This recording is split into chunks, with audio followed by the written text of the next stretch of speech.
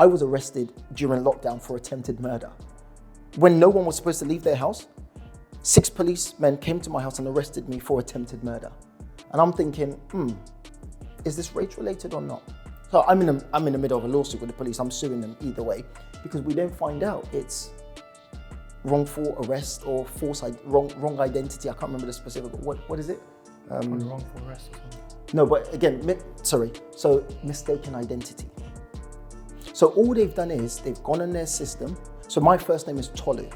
So they've gone on their system, they've typed in Tolu, which is a very, very predominant Nigerian name. And they found the first Tolu that lives in the area, and they've come and arrested me. Now, you've got to ask yourself a simple question. If my name was Bob, would 6 police people have come up in my house and arrested me and embarrassed me and kept me in a cell for 13 hours? No, it just wouldn't happen. Today's special guest is a property investor, mentor, author, and he's actually doing something amazing for charity, which we'll speak about later on. TJ Atkinson. Thank you so much, man. Thank you. Right, so let's just get straight into it. Tell us about your journey from the very beginning. Oh, okay. I don't know why I'm never prepared for this, because I get asked this question a million times, but I grew up in a council estate in Southeast London. I hated everything to do with property. So it's so interesting how things are 360 or full circle.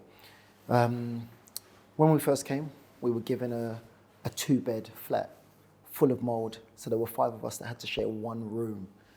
And I said to myself, I hate the government. I hate the system. I hate everything to do with property.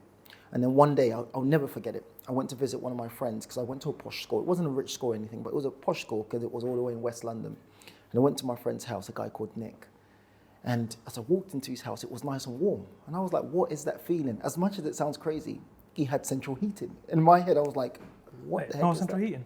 No central heating. There was damp in one whole room. The council wouldn't do anything about it. They wouldn't move us, so we just had to get used to it. You should have called Kwajo, man. Who's that? Kwajo, the one who... Oh, the young boy, yeah. Yeah, I wish he was probably like 1 year old then. And I said to my friend, Nick's dad, and I said, you guys are really lucky. You're really lucky that the government have given you such a lovely house.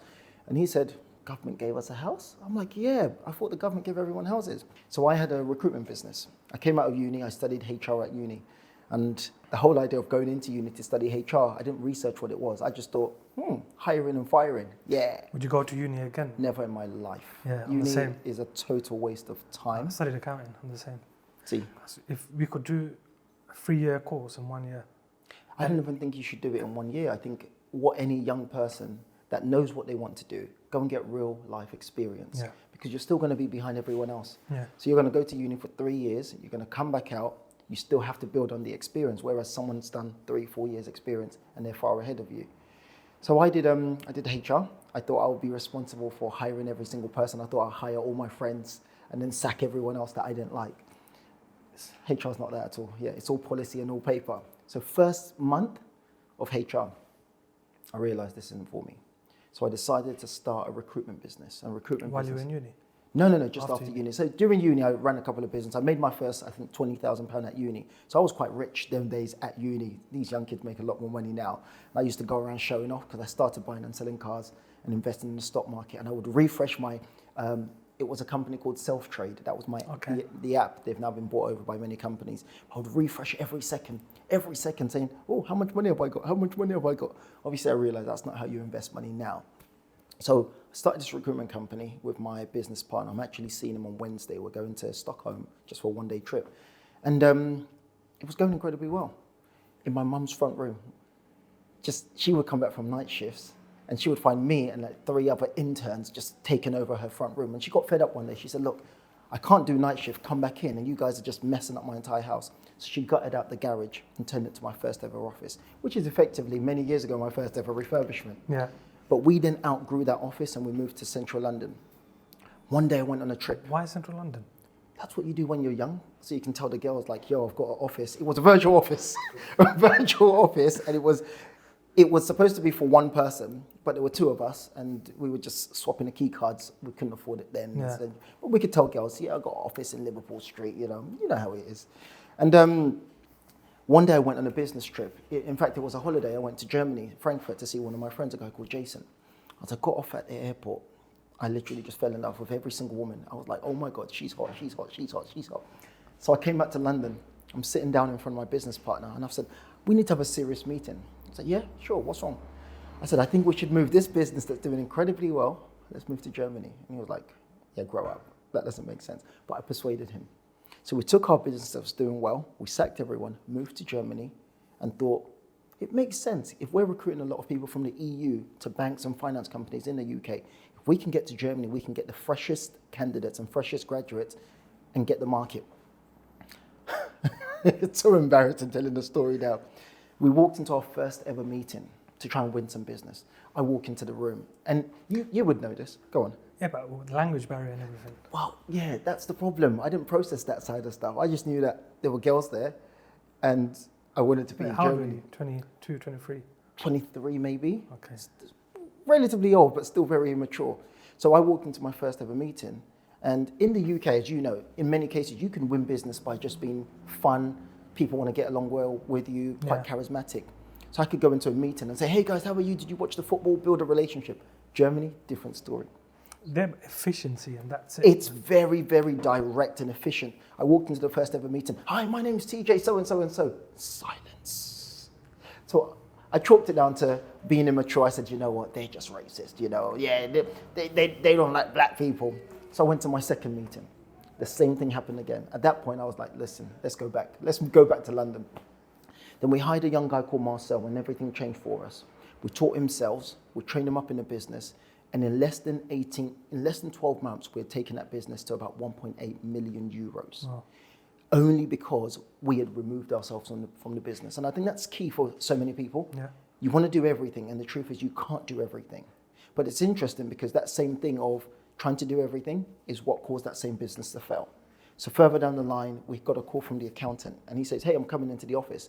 And usually when he comes into the office, he says, hey, you guys, you've made X amount of money, you're doing well, do this, here's the regulation, this is what you've got to pay. So essentially their form of VAT. So he just kept us alert. One day he comes in and he says, who was responsible for invoicing company ABC? I'm looking at my business partner, he's looking at me, I'm pointing at him, he's pointing at me. One of us had forgotten to invoice at least two of the companies, but they pay in 60 and 90-day cycles. So we were over leveraged. We had about 22, 23 staff members. I bought the car of my dreams, which was a BMW 645 then. My business partner then had bought like a Porsche. We were living in penthouses. We were just living a life. But we were over leveraged. We didn't have enough money to take us to the next month and the next month. Within about a week, the entire business came crashing. Wow. Literally everything. My confidence disappeared with that. Because that was a big mistake that young people make. You build up a business and you think that you are the business. And when the business failed, I was nothing. Because, go on. If you had to give one reason why that business failed, what would it be? You only know what you know. That's my new philosophy. You only know what you know, and you don't know what you don't know. So when you try and do everything as opposed to seeking help, this is one of the reasons, and we'll probably spin around and talk about why I'm a mentor and why I believe in mentorship. Because I know how to sell, and I'm a good salesperson. I know how to motivate my staff. But I don't know anything about accounting. I don't know anything about processes. I'm scattered. I know what I know well, and that's it. My business partner knows what he knows well, and that's it. That business fundamentally failed because we thought we knew everything, and we didn't get the help that we were supposed to get. When that business failed, I owed staff money. I owed leases on the building. I packed my bags. I ran out of Germany. The next time I came to Germany, I thought they were going to stop me at the airport and say, hey, young man, you still owe us X amount of money. But I don't know if any of your listeners are Nigerian, this might be interesting to them. I packed my bags from Germany, came back home, walked through my front door, walked up the stairs to my bedroom, and I thought I would just climb into my bed and just sleep for the next few months. My mum had moved a random Nigerian auntie into my bed. So It's not just Nigerian. Oh, it's not. Indians do it Oh, too. okay, cool. I'm now deliberating. There's a 60-year-old woman lying in my bed next to me, and I'm thinking one of us needs to give this up. And by every stretch of the imagination, the Nigerian auntie wins every day. So I had to carry my bags back downstairs, And this is where it became a bit more depressive, because the only space in the house was the garage that my mum had converted into the office. And that's where that's where I was made. That's where the foundation of TJ was created. That's where my self-confidence was built. It's similar to how some people say the gym is where, they learn everything. That was my gym. That was my mental gym. That was my money gym. So I put a sofa bed in there, and I would just lie down, TV's just in front of me, and I would lie down and I would cry for days and days and days. Then one day, my God. Did you even go out or No, go for a walk, go to the park? I couldn't for a couple of things. And this is something that a lot of people need to learn. As much as it makes me sound like a pessimist, I'm not, because I'm the greatest optimist. I think in business, in most cases, we are eternal optimists, because you've just got to be, we operate on hope. Yeah. But I now follow this premise that just understand that not everything will go great always. There has to be some downs. And that's why when I lose money in an investment, it doesn't faze me. Of course, I'm upset that I've lost money. But fundamentally, you can't expect to keep winning. And as you learn this, you start to put processes in place to kind of cater to the downsides as well. And I think that's a maturity that people need to develop in business. But I didn't do that. I didn't know that. I just thought everything's going great. I'm spending every single penny. I'm doing champagne every single weekend. But I couldn't go out and socialize with my friends, because TJ was the man. TJ was the rich guy. But who's TJ now when he has no money? Yeah. So my mum burst into the room one day, and I thought this was going to be the first time my mum and I actually had an emotional connection. Because coming from a Nigerian household, it's, I don't know, maybe it's others, it's very rare for your parents to even tell you they love you, or to just encourage you without, oh yeah, go to school, go and get a job. It's usually very verbal as opposed to emotional. Our one is, if you don't get the A star, it's the backhand. Oh yeah, well we had slippers, belts, iron, rope over iron. Mum, I forgive you now. I'm joking. But yeah, so it's very similar, very similar. It's just very, very direct. It's very academic, and from academic, become a professional. And my mum burst into the room, and she said in a Nigerian accent, TJ, if you don't go and get a job, you're getting out. Now I'm thinking, number one, I ain't got no money. I'm barely sleeping on a sofa bed, and you're telling me I've got to get out. So I started hanging around with one of my cousins, and he was hanging around with some Asian guys, and their dad was filthy rich. First person I've ever encountered that had a lot of money. They lived in around Bromley, Chislehurst sort of area. So I started hanging around my cousin. We'd just go into their house, to the Asian guy's house, and the dad had a Range Rover, the son had a Bentley. They had it wasn't even a swimming pool, but they had like a pool in their front garden. I'm thinking, what the heck is this? And one day the dad pulled me aside, and he said, TJ, I've heard your story. And I was like, okay, sure. He said, I've heard you've made some money. I've heard you've made some losses. My son is playing around. Because he had heard his son say something, and for any parent, it must be crazy. He had heard his son talking to his friends, because we all used to hang out in the house. And the boy had said to his friends, hey, my dad's worth 6 million. When my dad passes away, he's going to get 2 million. The brother gets 2 million. The mum gets 1 mil, and the sister gets 1 million. And the dad was not happy at all. So he said, teacher, I've heard your story. I want to give you an opportunity. Do you know how to manage property? And I'd read the book or the quote by Richard Branson, if someone gives you an opportunity, just say yes. Before he had finished the sentence, do you know how to manage? Yes. I don't even know what if he was saying I should sell drugs, at that point I was going to say yes. Whatever it is, just say yes. And he gave me an envelope with about 16, 17, 18 keys. And I jumped on several buses to go back home. On the way home, I typed on Google how to become an estate agent. I've just promised someone I know how to manage properties. And that's where Airbnb came up. So I thought, while I find a course on becoming an estate agent, let me just put these properties on Airbnb. Were they empty? Some of them were empty. A lot of them, Bexley Heath, kind of Bromley-ish area, in that Plumstead. So many of them were empty, but he was doing rooms. So in some cases, there were 3 rooms empty, and then there was just 1 tenanted. So that's when I put it all on Airbnb. First month, I generated around £30,000.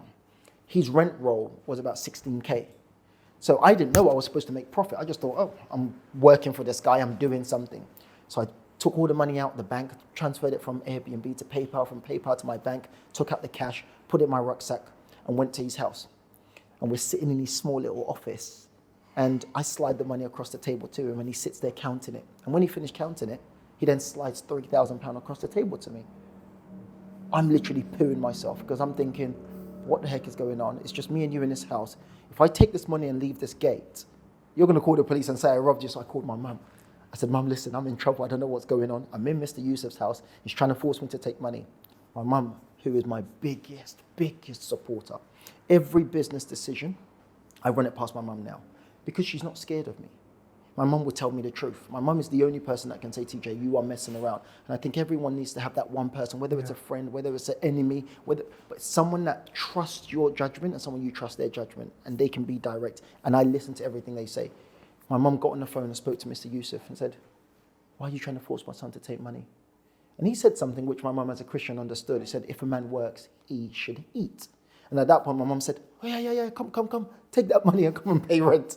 So for me, that's how I got into property. It was never expected, but for me, it goes back to something that I heard from Tony Robbins. He said, success leaves clues. And I think a lot of people, that goes over a lot of people's heads. Everyone just assumes that they can be successful, when in reality, your first venture is likely to fail. Yeah. Your second venture is likely to fail. The data says 60% of businesses fail in their first year, further 30% in the next 3 years.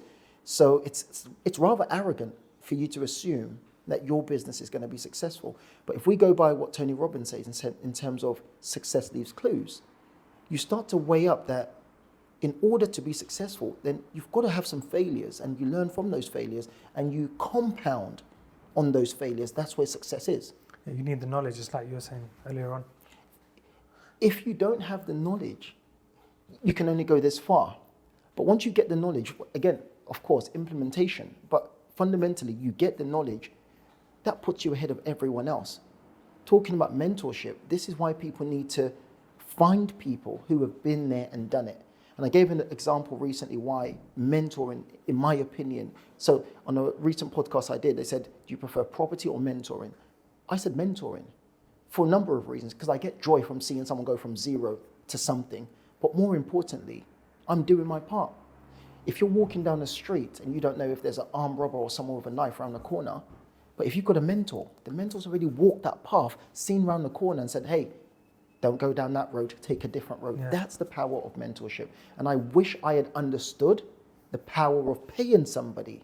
And I didn't say just finding someone, because this is the debate many people have. Well, mentors, if you're so successful, why are you charging people? Well, if I'm so successful and you want data or information or change or transformation from me, don't you feel that you should compensate me for my time? Because you believe I'm valuable. Yeah. So don't you think everyone else thinks I'm valuable? Do you follow my point? To be honest, if you help someone make 100 grand, 10 grand is nothing. Absolutely. That's why we look at it. It's like, for example, when we look at property deals, you pay 5 grand to the agent, but you know you're making 50, 60, 100 grand. It's the same thing. But people like to hold on to 100%. You want to hold on to 100%, but it's 100% of nothing. And would you rather make all the mistakes? Going back to my situation, I would happily, with what I know now, I would happily have paid someone £100,000 to keep a business that was doing over £1 million. Yeah. I would beg you to take the money if I knew that you would teach me how to make sure that business stayed afloat. So did you get yourself a mentor? I've now got myself several mentors. Public speaking mentors, business mentors, property mentors. I spend so much money. It's like I want to give the money out. Thank God some of it is deductible, but I want to pay out the money because I don't want to make the bigger mistakes. I want to make the mistakes as early as possible because I believe in making mistakes. I love making mistakes. And I say this all the time. If we look at it from this point of view, when was the last time you won something or you did incredibly well and you went back home straight after and you said, let me get my diagram out, let me get my laptop, let me get my spreadsheet out, and let me analyze why I won? It doesn't happen. If we go and look at a football team, for example, where are we? So let's say West Ham. I don't know, did they win any matches? I think they won on the weekend. Okay, cool. So I guarantee you they won on the weekend, but they didn't go into the locker room and then do an analysis to say, we won because you played this position, you did this, you got rest, you were hydrated, you were so-and-so. But when they lose, guess what? They go in that locker room and they say, it was your fault, you did this, you need more practice. And that's why I'm the biggest believer in do something so that you have the opportunity to fail, because when you fail, that's where the lesson is. Where you fail, that's where you get to reassess. You get to ask yourself vital questions. Why did I fail? Was it because of me? Was it because of my team? Was it because of A, B, C, D, E, and F? But people don't do that. and they wonder why they're stagnant. I'm looking for every opportunity to fail. I've just bought a plot of land. I have no idea whether I'm going to make money or not. I have no interest on whether I'm going to make money or not. I want to make the mistakes, because there will be mistakes. I want to make the mistake on one plot of land, one build, so that I make less mistakes, or I don't make mistakes on the bigger ones. It's the only way to grow. But people don't want to hear that. Why do you think that is? Why do you think people don't want to hear that you need to fail to success? There's actually a book, Failure Way to Success. Yeah, Failure Way to Success. But why do you think people don't want to hear that? Is it a mentality thing? Is it an ego thing? No, because success has been spoken about like it's a negative. Even look at our parents. And again, probably from your backgrounds, probably very similar. If you get a D in your grades, or you get a C, It's not good enough. It's not good enough. As you get older, you start to realize that failure is an opportunity to reassess and relearn and ask further questions. And as parents, when someone fails, yes, assess whether or not they contributed to that failure, but how can we, as opposed to just telling off the child, you failed, give me a solution. What's the solution? But I think society laugh. In fact, society laugh. So I understand, as a coach, I understand why so many people don't take action. Because it's fear. And if we break down the fears, it's fear of judgment, fear of embarrassment, fear of failure, fear of rejection. Everything comes down to fear. Yeah. If that's the biggest thing holding you back, then you've got to recognize that that's the biggest thing holding you back. Then you've got to deal with it. One of the reasons I used to have so many fights on social media is because I go looking for it. I actually go out. I enjoy it. But the reason is I'm building this resilience bone.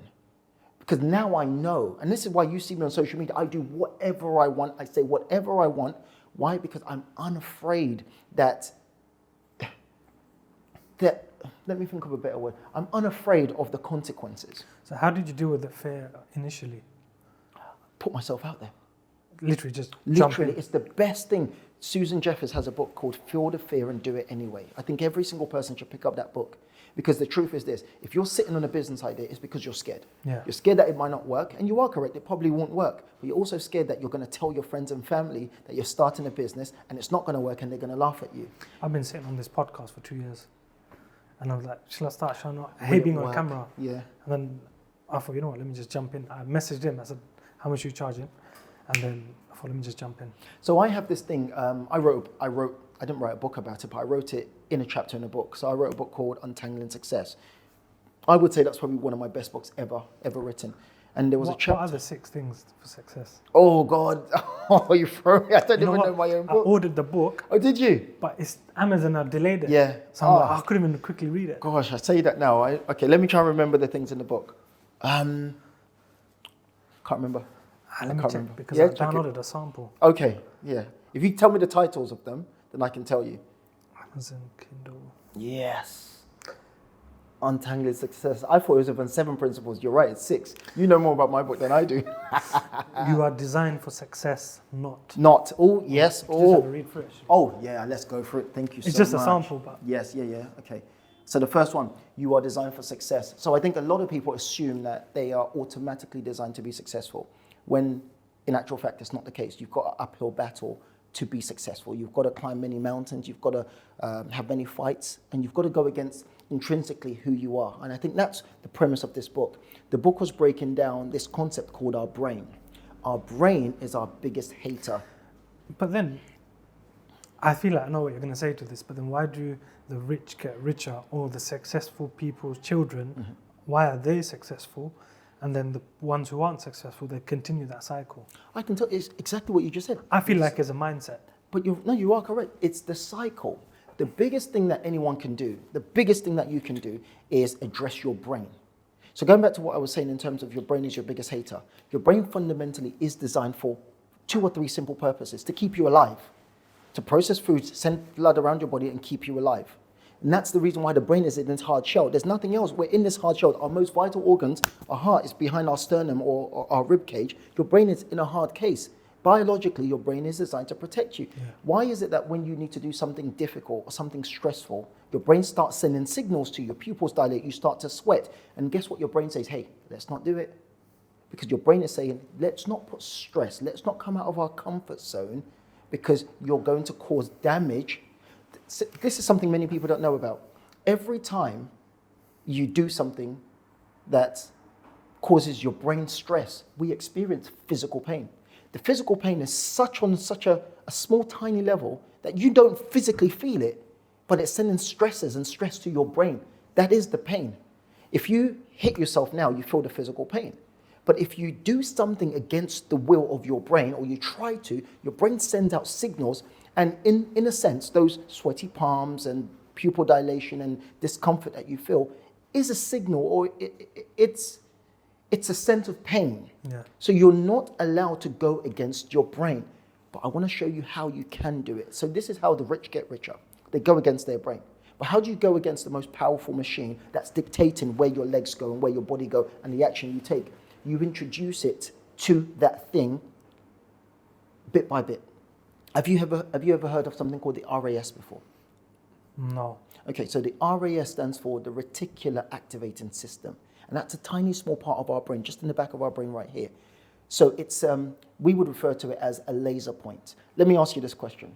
Have you ever wanted something, sat down, processed it, and said, you know what, I really want this thing, and all of a sudden you start seeing that thing everywhere? Like, for example, yeah. So maybe it's a car or a pair of shoes or something that, oh, I really want that, and you've paid a bit of attention to it.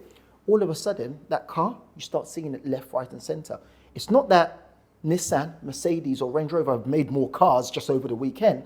It's because your brain is now in tune, because the RAS, the reticular activating system, is now in tune to make that vision a reality. This is how goals become true. So the first time I bought my first supercar was because I had to train my brain to accept that this is a ridiculous amount of money to pay. My brain's not going to allow me to do that. But I had to say to my brain, hey, I want this car. And guess what I had to do before I could go and acquire the car? I had to go and sit in the car and test drive the car.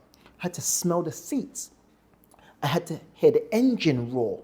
I had to feel the car. This is how goals become a reality. You engage all your physical senses.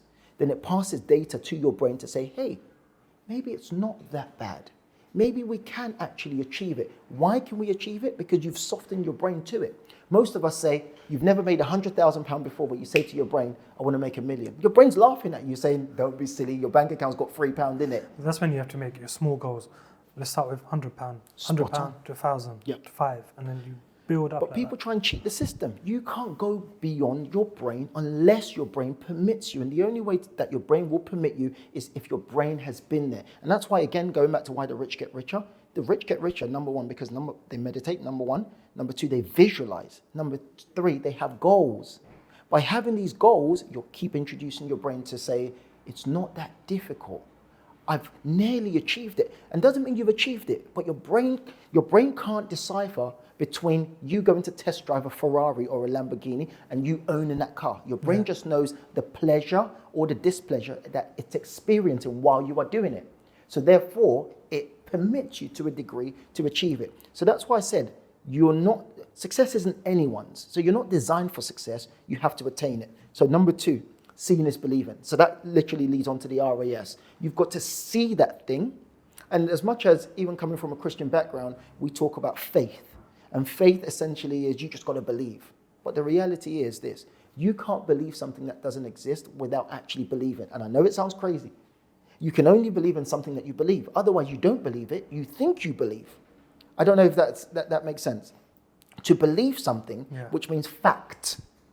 So in order to believe something to be fact, you have to believe it. Yeah. You can't just think you believe. Do you follow my point? Yeah. Because if you, I don't know if I'm explaining this properly, if you think you believe, then you don't believe. It makes sense because, for example, if you believe in God, you have to know you believe it. If you're thinking, then it's like, do you believe in God? I'm happy to go down that route. This is a conversation I had with someone recently.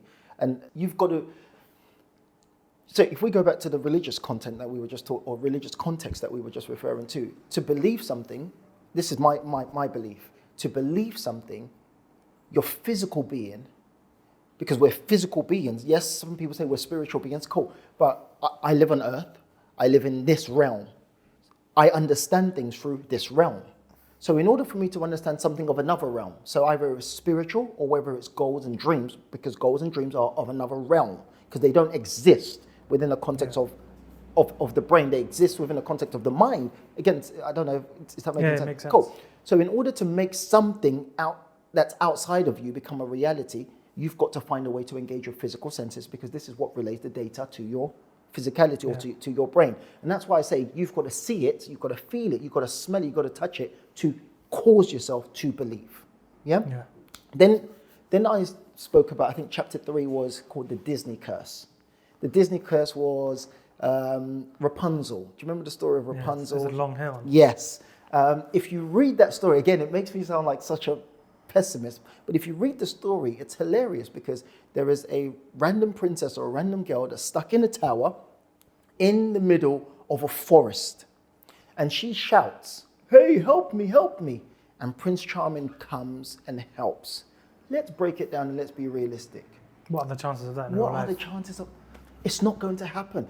Literally, you're in the middle of a forest. There's a man that's capable, or a person that's capable of helping you, and they happen to hear you in the middle of a forest. And the reason I have a problem with places and imagery portrayed by Disney is because it gives this false sense to so many people that you don't have to do anything. Somebody will come and rescue you. And that is false. You are in this game by yourself. You've got to get I got stuck in the middle of a forest once. Did Prince Charming come and No one rescue come. I tell you what happened is, we were in Zambia, so we've got family in Africa. Yeah. We were going to the jungle, and it gets pitch black. Now, when you're in the middle of a forest, you can't see right, left. Yeah. There's an elephant, there's a lion, you don't know. So what happened is we slept in the car in the middle of a jungle until sunrise, and then we drove off. But there was, obviously we got stuck in the middle, but no one's gonna come help us there. No one's gonna come and risk their own life. No one is going to come and risk their own money. Even if we look at it from a business sense, no one's coming to risk their own money. No one's coming to risk their own health. You fundamentally have to do this yourself. You've got to find the tools, create the tools to do this yourself. If you want any level of success, 99% of the work is going to come from the effort that you put in. Whether it's hard work, whether it's smart work, even if it's smart work that we talk about, you've got to create the processes to make it smart work. No one's going to come out of the blue and say, "Hey, I know you're running this business. Let me take over and let me help you and let me do it for you." Everyone's in it for the buck. Well, no, everyone's in it for the reward of effort, and everyone's in it for value. So this is the conversations I have with my nieces all the time. "Oh, Uncle TJ, can we go to McDonald's?" "Yeah, absolutely. You can have anything you want." Not because I'm preaching to Disney, but I want them to understand that everything that they want is achievable through the creation of value. So there are dishes that need to be washed. Go and wash those, but before you wash those, how much do you want me to give you to wash those dishes? Then we have a negotiation. Yeah. You haven't laid your bed. Have you offered to cut the grass? Have you offered to feed your own guinea pigs that I bought that have now died? Those are those are the tiny little things, so you can have a conversation with someone or have a conversation with a child about value. Everything is value. No one's going to Did you have them conversations with your mum when you were growing up about value and No. creating value? No, my values fundamentally come from being raised in the church. So as much as I would prefer, and this is something that I'm screaming and shouting about as I get older, because you realize that, yes, your parents, they did what they could do, and I can't blame them for that, but I think they could have done better. Not because they failed, but as I get older, as I become more involved with people, build relationships with people, spend time with my nieces, I realize where there are certain defects, especially coming from an African background, similarly to what we were talking about, where everything is just very formal. It's, yes, you're my son, I've paid for your education, get a great education, well done. But I think a lot of that is to do with, so my granddad came to this country, I think in the 1960s, and when they came, their mindset was simply survival. And build foundations. Yep. Now, so my dad's mentalities, my dad came to the country in 1987. His was the same, to survive. But now my dad, to me, is the foundations are there. Yeah. Now it's to build up. spot on. So our mindset is different. Wow. If my mindset was survival, would it survive? I don't know. But I agree, and this is the reason why I can't blame my parents. Does that make sense? I can't sit here and say, "Oh yeah, you know what, you didn't do this and you didn't do that." You knew what was best in the context of the time. But I can't allow that to carry on to the next level, because you're right, foundations are set. Now I'm building on that. And I'm starting to realize the value of just emotional vulnerability, being open, being emotionally available, because it's hard in your 30s to have to learn that now. And yeah, it's interesting. Yeah, it's really interesting. It's interesting, but I think at the same time is 10 years ago, these conversations about emotions, especially male with emotions, were not had. No. Even 5 years ago. It's only recently where they're saying, oh yeah, males should talk. Yeah. They should stop bottling up. But I'm 32. Probably 25 years of my life, mental health was not a thing. What's mental health? Do you get it? Like if you said, men don't cry. Yeah, which I think it's really sad. I think it's really sad. I haven't cried in a long time, and I don't know the benefits of crying. But again, when I read into it, there are significant benefits of crying. Yeah. And I think men should find ways to be a lot more open and emotional and vulnerable, as opposed to just holding things in. But yeah, you are correct. I think it's a training, and it's our upbringing, and it's a matter of, you don't need to cry. Why are you crying for? Yeah. I saw something recently. I don't know if you know. You should know KSI. Yeah. He used to live over here somewhere. Oh, really? Yeah. I think my brother rented him a flat years ago. Look at the claim to fame, isn't it? Claim to fame. Like, KSI, if you're watching this, yeah. Actually, we rented a flat about a year ago to his trainer. Panny, am I right? Sorry? We rented Vidal Riley's KSI's trainer, isn't it? Yeah, that's his trainer. Yeah, we rented a flat to him. Oh, really? Yeah. Go on, guys. Yeah, he's got about 1.2 million followers. So get him to do a shout out. I need to get him on. No, he's giving us a shout out. Yeah, you should. Yeah, get him on. Because he's got his own channel as well. Yeah. Yeah, get him on. But yeah, he did a TV show recently where he was speaking to his parents, and he said something to his dad such as, you never told me you loved me. And the dad was like, yeah, but I was there for you. And he's like, yeah, it's two different things. Yeah. But again, you're right. This is a conversation of 2022, 2023 and going forward. But as I said, just my perspective, the reason I brought up my perspective on so many things are changing. As much as I am fascinated, fixated, in love with business, I want to fundamentally be a better person. So that's also what I'm working on, which is also why my book, I have a new book coming out, and this is what I was planning to spend 1 year. So when I said to everyone I was retiring from property, I was coming out of the game completely. I'm saying, I've just bought this plot of land, it's going to run itself. I've just bought X amount of property, it's going to run itself. I'll still oversee it, but I'm not going to be actively buying.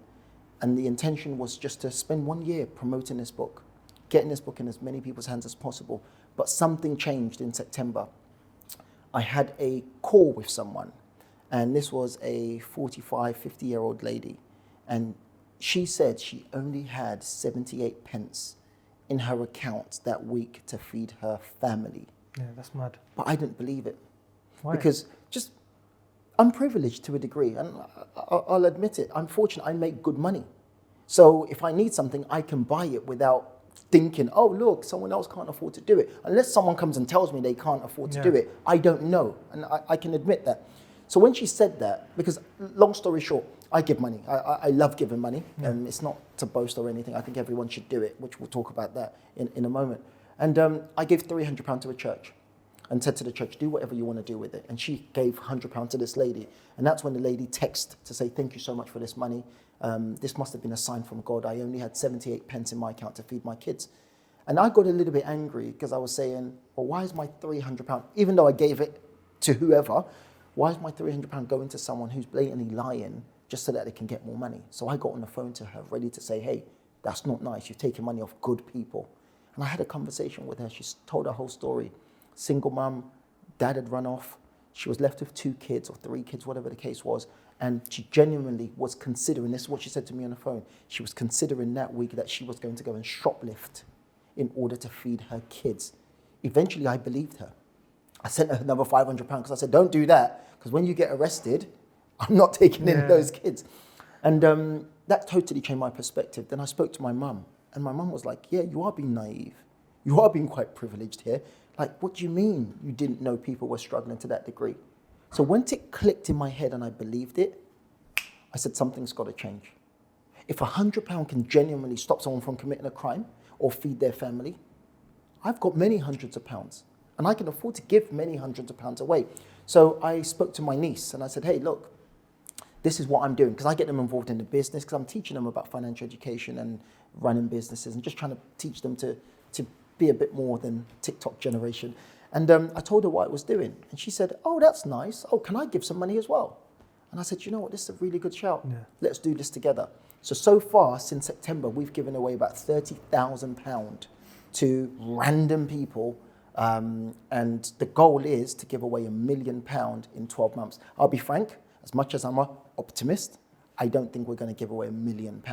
But Just got to set the small goals. that's the thing. But yeah, but I got excited. I was like, yeah, $1 million, let's go. But realistically, yeah, I'm going to have to sell my soul and sell everything and my body parts to do that goal. But it's something that I want to talk about going forward. Happiness. The happier you are, the better results you get, the more successful you get. Because I've started over the last few years trying to understand how the brain works. So I spend a lot of time just trying to understand this thing that controls everything. So why are people unhappy? Why are some people unhappy? Well, money is an important factor. Yeah. So if we look at the data, I can't remember who it was. I wish I knew it off the top of my head. But there is data that says that once you earn around $70,000, you don't experience any greater level of day-to-day happiness. Not overall happiness, because happiness is in different phases. Yeah. There's joy, there's love, there's different forms of happiness. But this data specifically, just trying to remember the name of it in my head, but I can't remember. But this data specifically said they interviewed a large group of people, and they found that once you generate or make over $70,000 per year, you don't experience any greater level of day-to-day happiness. But the people that generate around £70,000 or so experience an increased level of happiness in comparison to the people on the lower spectrum. So no matter what anyone says, money does make you happy. I want to say that flat out, because people with money don't like to say that because you come across as pompous. No, having money does make you happier. Not because money intrinsically makes you happy, but it adds a different dimension to your life in terms of healthcare. It reduces stress. Why are some people unhappy? Well, stress. Yeah. If you know that you're in a job that you don't enjoy and you're not being adequately compensated, you hate your boss, and you don't see how you're going to change the trajectory of your life in the next 10, 15, 20 years, of course there's going to be a level of discomfort and unhappiness. And this is why money 100% allows you to experience greater holidays, better experiences with your partner and your family, better luxury items, should you want luxury items, but gives you choice. Lack of money increases stress. More money increases experiences. Experiences increase your level of happiness. So whether people want to say money makes you happy or not, let's forget about that, because they want to hide behind that. Money gives you greater experiences. Greater experiences make you happier. So why are some rich people unhappy? Yeah, good question. Because again, that's what I said. Fundamentally, it's not the money that makes you happy; it's the experiences. Yeah. So even Bill Gates, was it Bill Gates? No, Jeff Bezos had a divorce. So it just shows that money is not the thing; it's the things that money can do for you. I think the fact that money can give you choice and it relieves a lot of stress. For example, if you're earning 30 grand, living paycheck to paycheck, it's not going to work. 40 grand more, you've got a bit of disposable Absolutely. income. It makes a big difference. But interestingly, so if we go back to just talking about the brain, at £30,000, again, I'm not saying, listen, there are people, the average salary in the UK is, I think, 28 to 30,000. Like that, yeah. So I'm not disparaging that because it is the average. But let's just say someone's on a ridiculously low salary. No matter how you put it, cost of living in London, energy prices going up, food, inflation, guess what's going to happen if we're talking about from a biological point of view? Cortisol is going to increase. Your stress hormones are all high. You're at the peak of explosion. You can't even control that. Your body is saying, I'm stressed out. That's what creates high blood pressure, and again, it impacts health. Go to NHS, understaffed, and it's cyclical. It's a whole cycle, and you can't envisage how to escape it. So you go deeper and deeper into this dark hole. But again, with money, guess what happens? It alleviates you, but this is why I keep talking about experience. Because experience, in many cases, these are things that you want to do. Spend time with who you want to spend time to, eat good food, maybe hang out with who you want to hang out with, drive certain cars if you want to. Guess what that does for you? increases your serotonin. That's your happiness drug. So you feel great. Even if you didn't feel great, the experiences causes you to have a peak of feeling great. Money is everything. People will say money is not everything. Money is absolutely everything. Money allows you to provide for your children. Money allows you, even if you don't care about money, and for me, fundamentally, I actually don't care about money, but I can't say I don't work hard because of money. I work hard because, yes, I want a good life and I want the ability to have a good life if I want, but I also want to have money so I can have impact. Yeah. And people say, well, you don't need money to have impact. Yes, you do. You need money to have great impact. I can help one person give £100 away. But can I help 10,000 people and give away £1 million? I have greater impact. And guess when I have greater impact, guess what that does? It makes me happier. I've been researching that giving is one of the greatest drugs ever created on earth. Ever created. Why is that? It releases serotonin and dopamine. When you give, think about it this way. Okay, I'll give you a better perspective. Over Christmas, we gave away £2,000, myself and my niece. We gave it to 5 families, £400 each.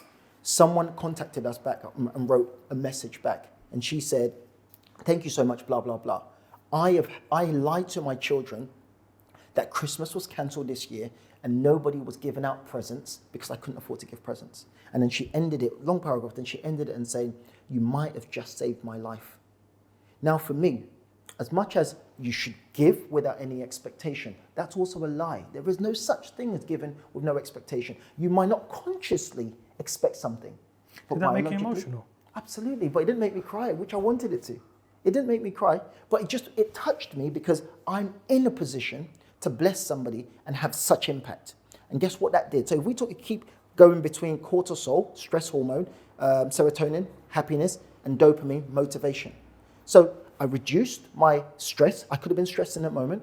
I got that message. I said, oh my God, wow, TJ, called my niece, Savannah, read this. Look what we did. We feel great. She's happy. And motivated to do more. Then I'm motivated to do more and go bigger and bigger and bigger. That's why if you want to do well in business, give. If you want to do well in life, give. Because you're tricking yourself to be happier. Even if you're sad, give.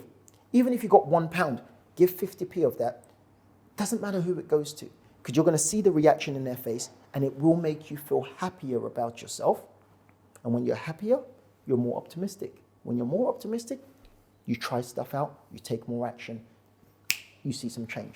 I think a lot of the thing is when you're happier, you're generally less stressed. When you're less stressed, you can just do more things. Yeah, but most people don't do because you're in. But again, I think you and we're not naive to the fact that it's difficult to do more when you're in this cluster. Yeah. You're on a minimum wage, you've got £50 left after you pay all bills. So my narrative has changed as a coach because as I'm becoming a lot more responsible and learning that it's not so easy for people to change. That you'll get people sitting on social media saying, well, you're not, and there are videos of me probably saying that 3-4 years ago. Hey, why have you not bought a property? What the flip? What do you mean, why have you not bought? Where the heck are they supposed to find the money? Or you can't be serious if you don't invest in this, if you don't do this. But the truth is, it's difficult. But can people change? Yes. Will it take longer to change if you have less money? Yes. But it comes down to how badly you need to change. But I think for many people, they don't need it that much. Because we get complacent. What do you mean they don't need it that much? Eric Thomas, the hip-hop preacher, I don't know if you've heard of him. Okay, so he gives this analogy. Someone came up to a guru once and said, hey, you're super successful. You're really, really successful. Can you teach me how you became successful? And the guru said, yeah, sure. Meet me tomorrow at the beach. So this guy that wants to learn, this mentee, puts on his suit, gets his briefcase, meets the guru at the beach thinking they're going to have a business lesson. The guru says, yeah, put your suitcase down. Follow me into the sea. And they're getting deeper and deeper and deeper into the sea. Now, the guy's at this, his nose is nearly getting covered, he's nearly drowning. He's looking at the mentor and saying, hey, what am I doing here? I'm dying. And the guy says, can you breathe? He's like, yeah, I can breathe. So he says, go deeper. And he gets to a place where the guru then says to him, when you want to succeed as much as you want to breathe, when you want to succeed as much as you want to breathe, then you will be successful. You've got to get to a place where it's a must. It's not a matter of I want to be successful. Want is not a motivator. Want is if I get it, I get it. Need is a completely different motivation. The time that you need something, you act different. Going back to the lady that was going to shoplift, she needed to feed her children. Yeah. She will go and steal, whether it's good or bad. If I had children and I had no money, I'm stealing. I've seen people steal here, like from the baby section or the baby foods. I've seen people steal. You assume that they have to. In most cases, I'm pretty confident many of them have to. What am I going to do? What? It's not good to steal, but I've got a child to feed. I'm sorry. So you've got to get to a place where it's a must. But for most people, we're not that driven. But for most people, we don't even believe that we can be wealthy. We don't even believe that we can change our circumstance. We don't even believe that we can make more money. Everything comes down to tricking your brain and getting your brain to believe that you believe. And before we touch mindset, what's the other 3 bits? Next chapter was accessing your selfish gene. I came across, you've probably heard of this man before, a guy called Roger Bannister. Yeah. And he ran the 1 minute mile. And that really fascinated me because for so many years, no one could run 1 minute. 4 minute mile, 1 minute mile. Same difference. I keep saying 1 minute and everyone's like, 4 minute. Yeah, he would have died if he did 4. Whatever it was, either way. I can't remember what. Yeah. But no one could achieve that in 10 minutes or so until he did it. And when he did it, it opened the gates for everyone else. And it got me thinking that so many of us try and do everything for everyone else as opposed to focusing on winning. Do whatever you can to win because it's going to help everyone else. So even going back to him, so let's put it this way. Oh, right? Oh, okay. So put it this way. If there's something that you set out to achieve, forget about everyone else. Literally put your head down, focus on doing that thing, and that's helping other people. Because we spread ourselves so thin, because you make a little bit of money, especially come from a Nigerian background, maybe similar. You make £1,000, and by the time you send half of it back to Africa, you're left with £10 left, and you still haven't paid your bills yet. So that's why we called it accessing your selfish gene. You've got to be selfish to actually be effective. So it means get yourself to a place where you're fed. Feed yourself first so that you've got the strength to go back out there, kill a lion, whatever the case is, and bring home the bacon, as opposed to just being tired, weary, and underappreciated as well. Okay. And then what's the 5th one? Fifth one one's is the interesting one. Yeah, stop talking shit and pay up. That's one of my favorite chapters. This is something I actually live by. I believe that every single person should make all their goals public. Interesting. Every single goal that you have, make it public. Again, leads back to the brain. Your brain doesn't want you to achieve your goal. Many people don't know that. Because any goal means it's big. And any goal means you have to come out of your comfort zone. And your brain just says, hey, we don't want to do that today. So what ways can we do, or what ways can we find to trick our brain to action? Public accountability. So anything that I set out to do, I tell everyone, so I can't back out. It's like this podcast. Now, if I stop all of a sudden, when's the next episode? Spot on. Why are you not doing it? Spot on. And it's that embarrassment inside that will make you, And will drive you forward, basically. that's a motivator. That's what's going to motivate you. You can't motivate yourself because your brain will be saying, hey, don't do it. Don't waste your time. What if this, what if that? But if you've told the whole world, public accountability is the greatest motivator. Yeah. Because people will hold you accountable. So the reason that came about is I was writing a book. I think it was a property book. Maybe 2016 or 2015, I can't remember. And I was just traveling around the world. And I was like, I want to write this book, but I can't be bothered. I'm living my life. And then I spoke to somebody and they said, when's the book coming out? I said, I don't know. They said, oh, but you've told 1 or 2 of us about this book. We're looking forward to it. So I went on Facebook. This was when Facebook was popping. I went on Facebook and I said, hey guys, I'm going to finish this book by, let's say, July the 26th. And if I don't finish this book, that gave me 3 months. If I don't finish this book by 26th of July, I'm going to give £3,000 to one random person. I'm a business person. I work hard for my £3,000. I don't want to give £3,000 over working hard. So I said, comment below if you want my £3,000. I had about 200 people saying, I'll take your money, bro. So guess what happened? I finished that book in what I set out to be 3 months. I finished it in 2 months. because I held myself publicly accountable. Same thing, I want to give away £1 million over 12 months. Am I going to do it? No, but I'm going to say it to hold myself accountable so I damn sure get close. What's the fine for that? The deficit? Yeah, that one I tricked myself. I didn't put the deficit because I already know I'm not going to do it. But as I said, it's just a matter of putting it out there so I actually work and do the business. I'm busy. I've got the property business. I've got my coaching business. I knew this would take a kind of backseat. So that's why, as I said, if anyone wants anything to be done, don't be embarrassed. See, people get scared of this narrative of don't tell people your goals. Don't tell people your idea. That's total BS. We've had that, like coming from Asian backgrounds, like don't tell people what you do, or don't tell people how much money you make or whatever. Now it's a bit different. With social media, people document their journey. Yes. Yeah. When they document their journey, you see the startups which document their journey, they go a lot further than someone who doesn't at all. Because new school of marketing is we buy into you. We buy it. Well, it's not even new school of marketing. It's actually the oldest form of marketing. It's underdog marketing. Yeah. You buy into somebody who's showing you that, hey, I didn't come from money. Hey, I'm a hard worker. Hey, I've got a big goals. Why do people's GoFundMe go viral? Why do we, if we look at the perfect example of the underdog winning, Susan Boyle. Susan Boyle went on X Factor, Britain's Got Talent. We all judged her. We didn't know what was going to come out of her mouth. We just thought, oh, look at this old lady. She's probably going to be rubbish. And she opened her mouth and she blew us all away. Guess what happened? She generated 18 million, 20 million because we all supported her. So I think we've got to get to a place to recognize that that's the new form of marketing.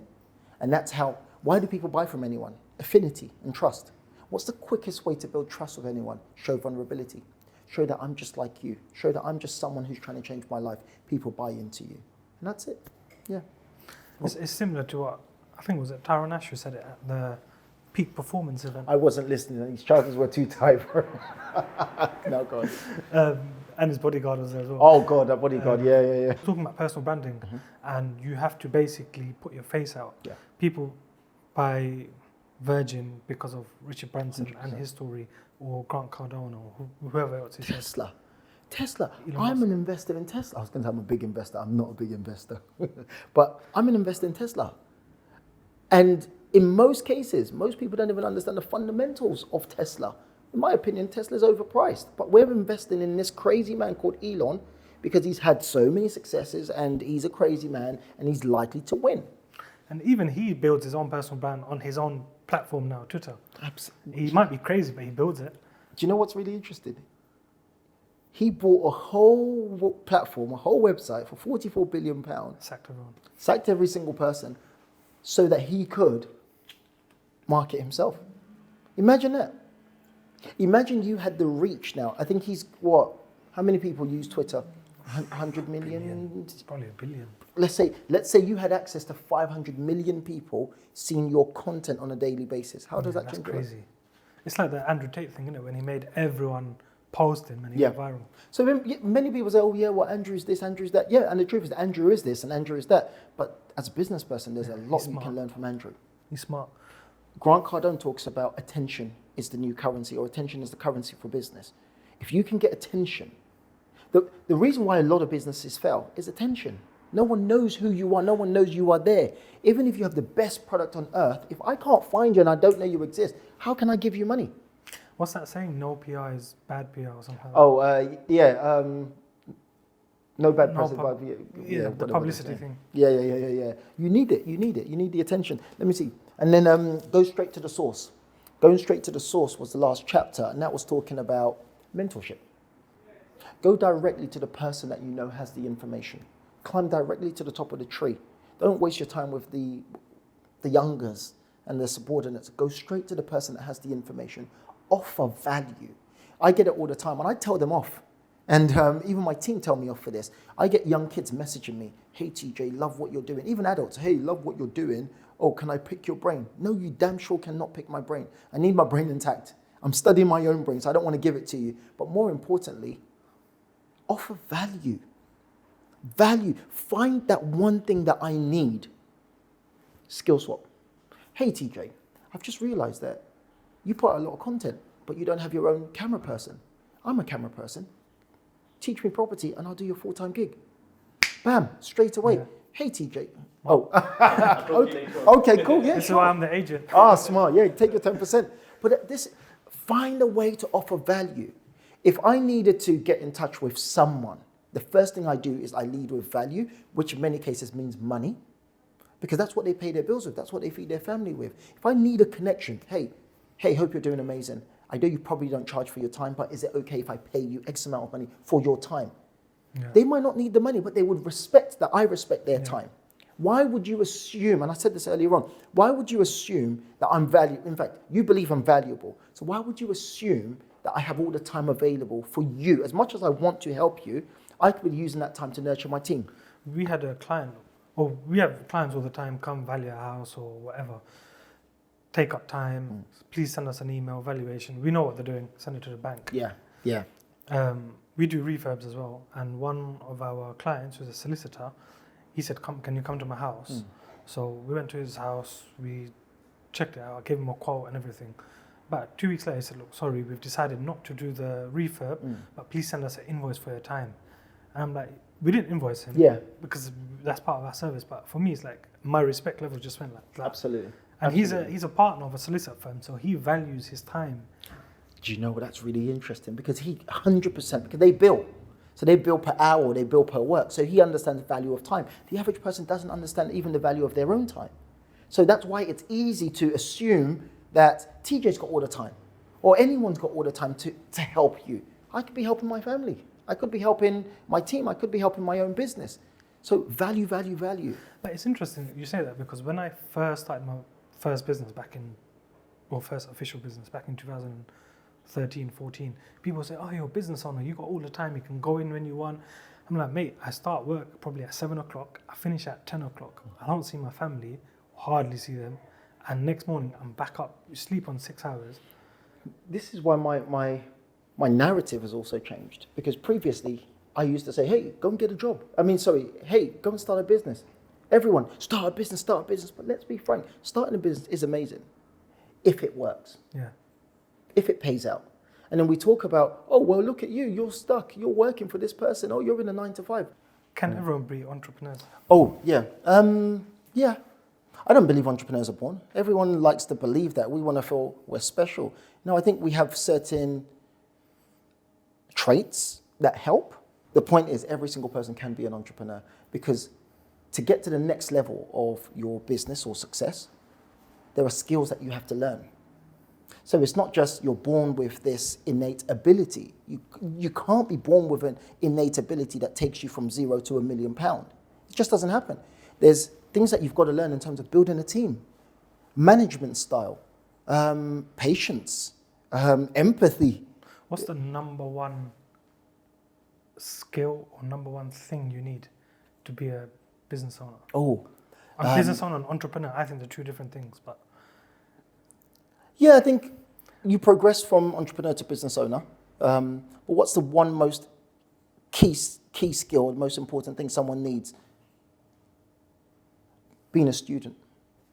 Always be willing to learn. Always be willing to learn.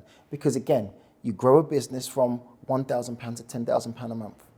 It's a different skill set that takes you from £10,000 a month to £1 million a month. Totally different skill set. You've got to either hire the right people, you've got to know how to manage those people, and you know what? You can't even be yourself. Because you've got to put, as a business owner myself, and as an employer myself, I'm about 5 or 6 different people. As much as we say, I became an entrepreneur because this is who I am and I had to be me, I'm a different person to each one of my staff members. I treat them differently based on who they are, where they are, what they've gone through. Being a business owner isn't easy because I'm also a therapist. I'm also a financial sponsor. I also step in when they've run out of money before the next payday. I also step in where someone comes into work and you can see that their performance isn't great and you can tell that they've had a fight with their spouse or something's happened. We had one recently where someone's husband forgot the anniversary. So she's come into work. We've done a big hoo-ha, happy anniversary, so-and-so. And it's made her more sad because she's like, you guys remember and my husband didn't remember. Now I've had to pay for them to go out to dinner. That's from my pocket. So being a business owner is fun, but it's certainly not easy. I actually sent that message to one of my team members a couple of months ago on Slack. I said, I'm not just running a business, I'm your therapist, I'm paying your salary, I have to be the salesperson at times, I have to be the IT technician at times. You do everything. And you still have your family, you still have your relationships, you still want to have a little bit of a social life. And this is why I say we should stop glamorizing this entrepreneurship or Overnight entrepreneurism. success. Oh my God, don't even get me started on that. People just assume that you can be... It frustrates me.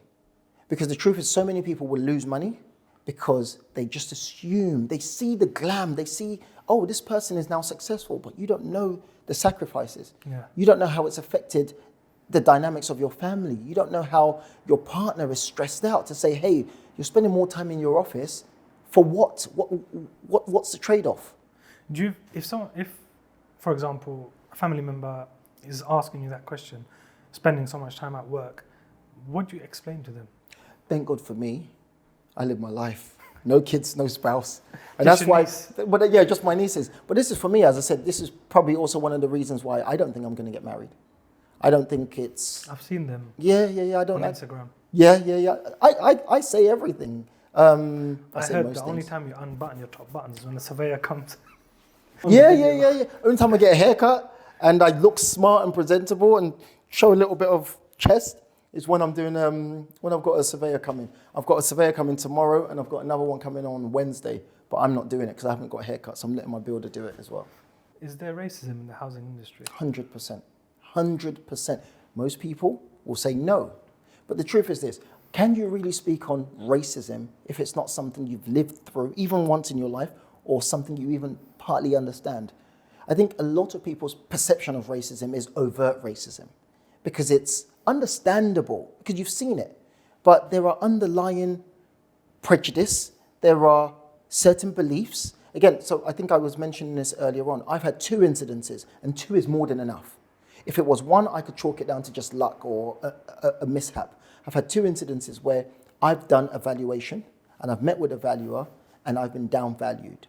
And I've said, hold on, something's wrong here, because I have property on the same street, and when somebody else did the valuation for me, it got a higher valuation.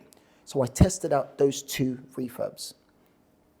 In a 5-day period, one was 5 days, one was 7 days later or 8 days later, we had a 15% increase and a 20% increase using my white builder. So are they intentionally racist? Maybe not.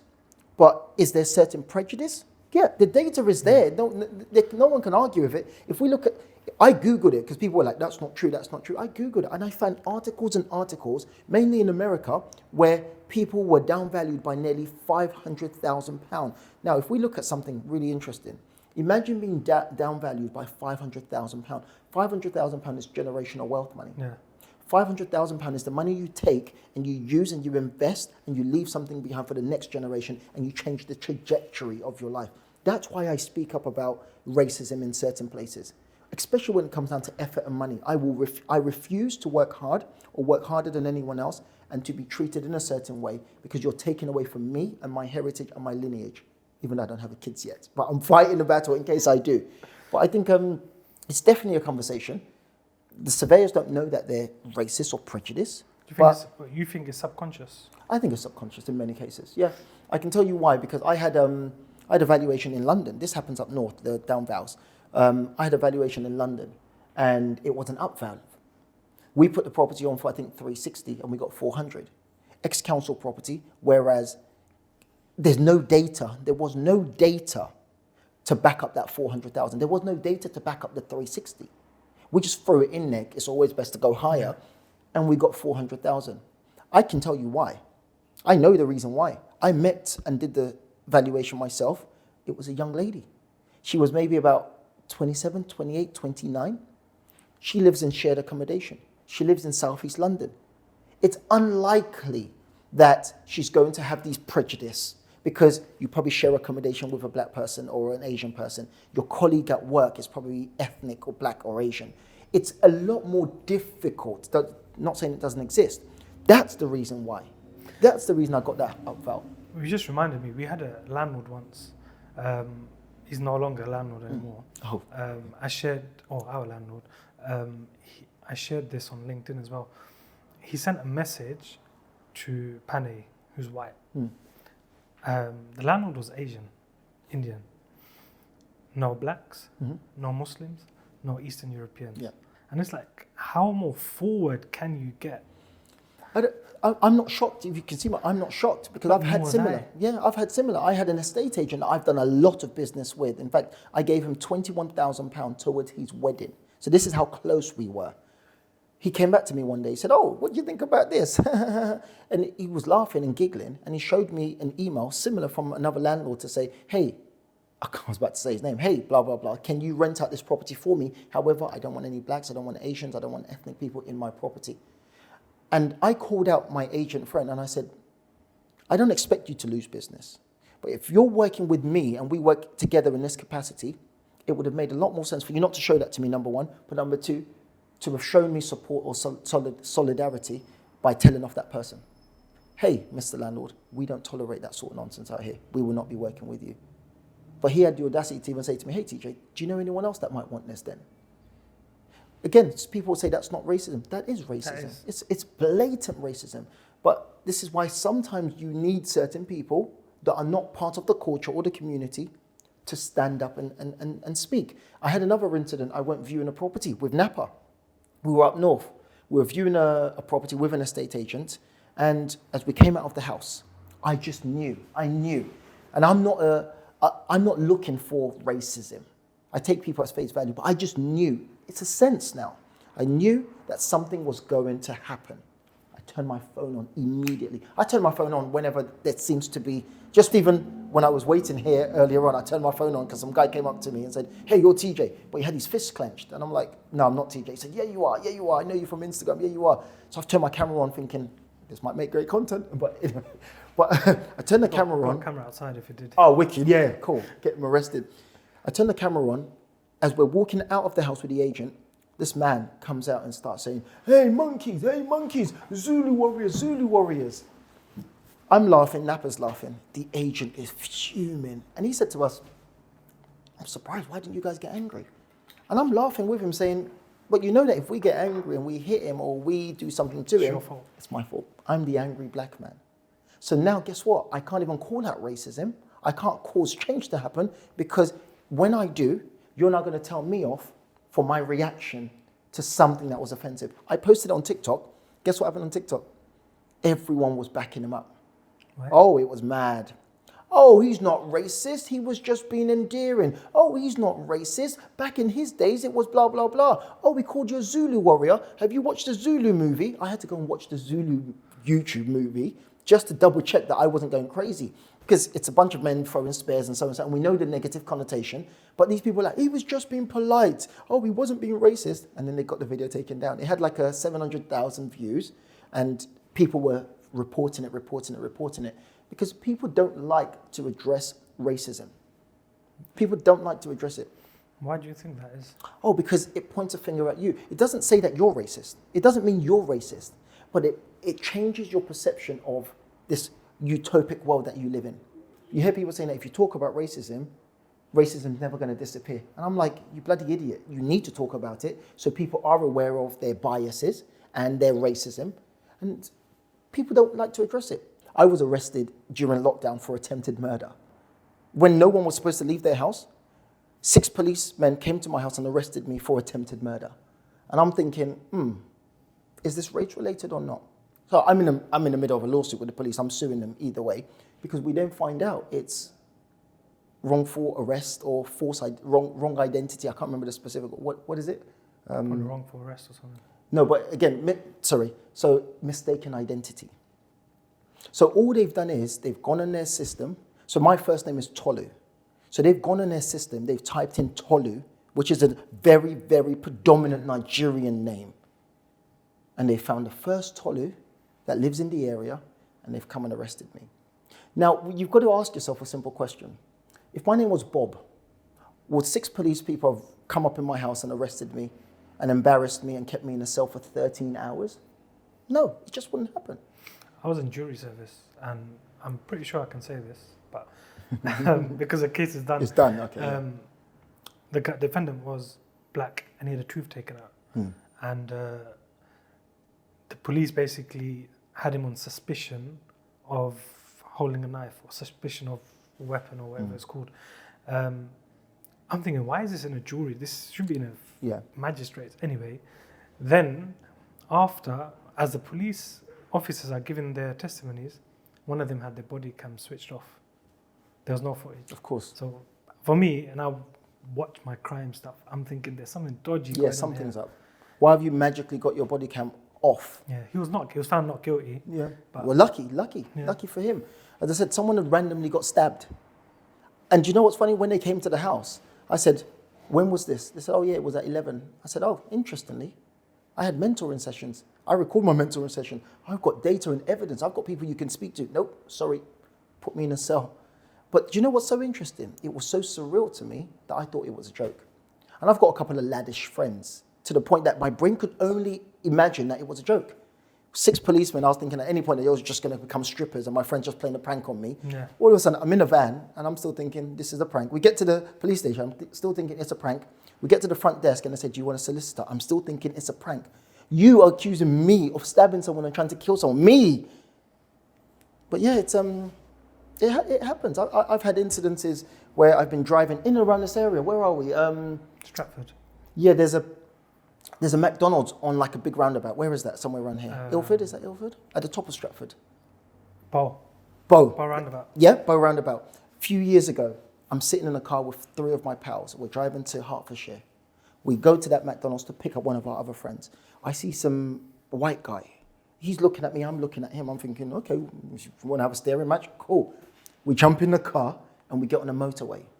All of a sudden, there's a police car here, there's a police car behind us, there's one in front of us, and we get veered off the road. All guns, machine guns, whatever, pointed, get out, get out, get out, get out. So we get ambushed in the middle of the motorway.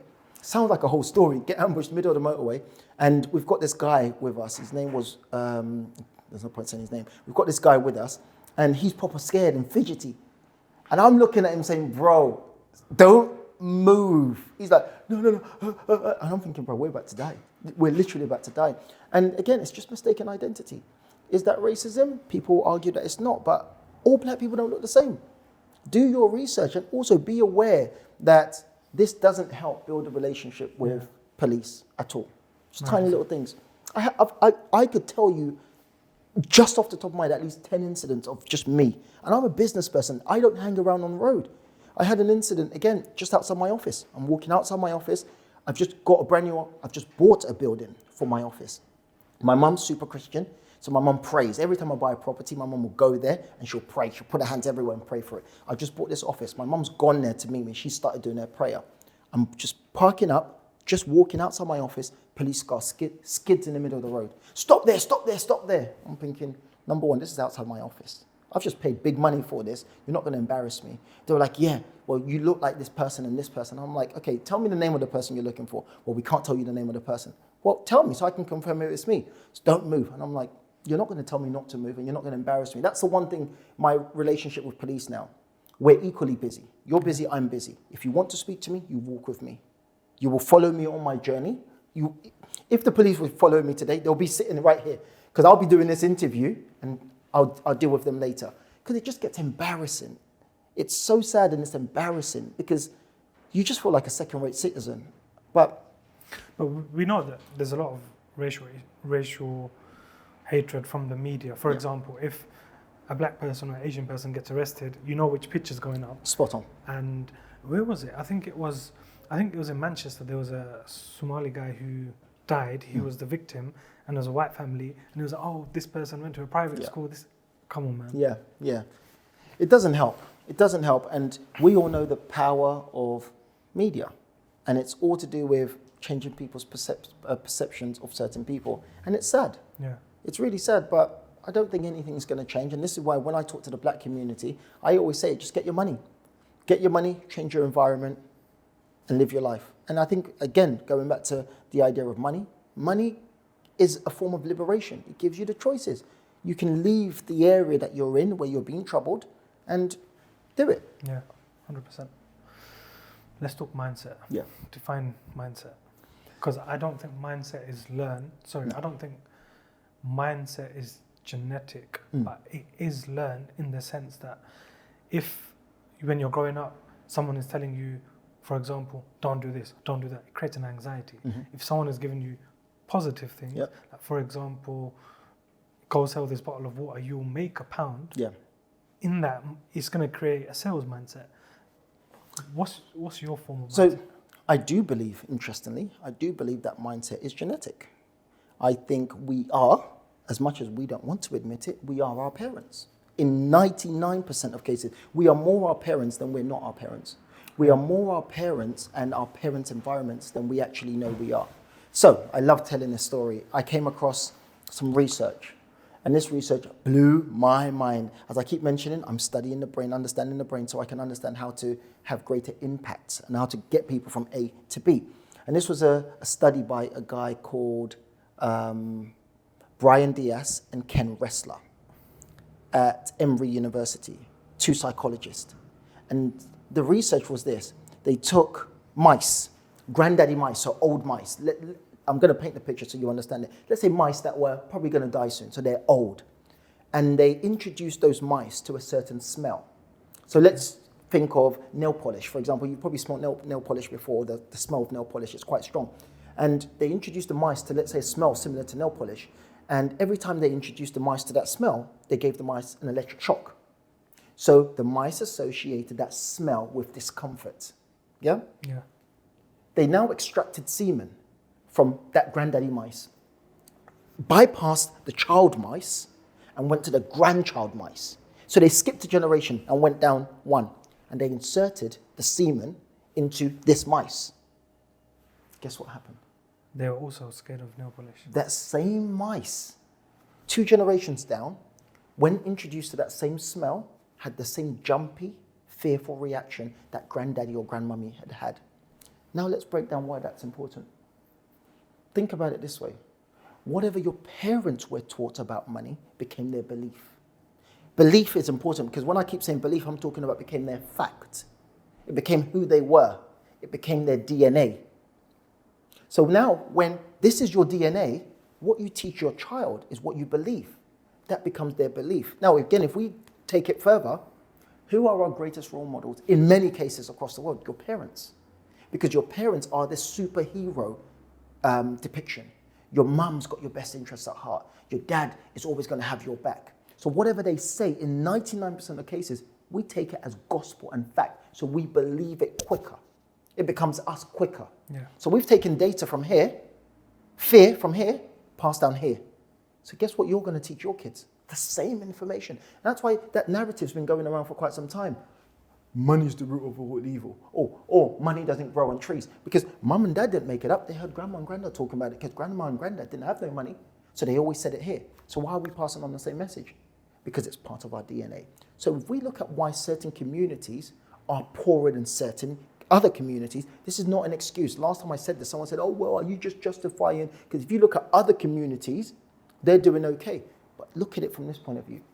If mum and dad never had any money, they were never introduced to money, they don't know what money is, they're bad with money, what do they teach their child? The child is the same thing. And then what does this mum and dad teach this child? The same thing. So if mum and dad say money is bad, you believe that money is bad. And if someone tells you that money is bad, guess what you don't do? You don't pursue money because you don't want to be a bad person. Now add religion into it. Now add that the love of money is the root of all evil, or money is the root of all evil, or other parts of the Bible where it talks about, pursuing money, that you can't serve 2 gods, that one must be God and you've got to follow God or you follow money, pick whichever one. Now you've doubled down on this change on a molecular and on a DNA level, that this is now your belief. So before we talk to anyone about making money, we've got to deal with the mindset. We've got to deal with what you believe about money, why you believe that about money, and then we've got to change it round. So do you have this conversation with your mentees? 100%. Straight away? Straight away. Because, TJ, can you teach me how to invest in property? Yes, I can. But do you believe you're even worthy? Do you even believe that you can get to the same level that you desire to? You've seen someone that's inspired you. Do you believe you can buy multiple properties every single year? Do you believe that someone from your community, most of my mentees happen to be black, do you believe that someone from your community can leave the hood? Mindset is everything, but many of us fail to realize where we picked up our mindset from. And most of the times, it comes from our parents. And most of the times, it's come from them. But interestingly, as I said, the guy who did this research, Brian Diaz and Ken Ressler, they did further research. And this is what we call intergenerational traumas. And they did this research based on children or family members of Holocaust people. They did this research based on family members of people that were associated with the Holocaust. And they saw that in some cases, some of the kids and grandkids still experience some level of trauma many years later. But again, if we look at it from just a basic point of view, hey, mum is talking to grandchild about granddad. Granddad was this, granddad was that, granddad was a hero, granddad was this. That data becomes part of you. You actually experience some of the stress that they experience. The data is there. People need to read this stuff. Yeah, generational trauma. Intergenerational trauma. I've read a bit more about generational trauma, but Okay. it is a thing where, for example, the elder generation went through the hardships and their stories get passed down and you live that. Yes. And it does have an impact on the way you think or the way you feel.